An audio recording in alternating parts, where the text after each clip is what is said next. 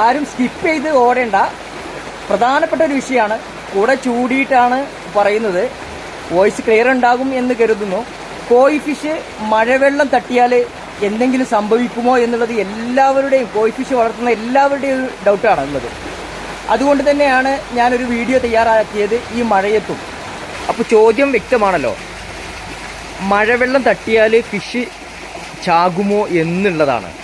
അതിൻ്റെ ഒറ്റയടിക്കുള്ള ഉത്തരം ചത്തുപോകും, ചത്തുപോകില്ല എന്നുള്ളതാണ്.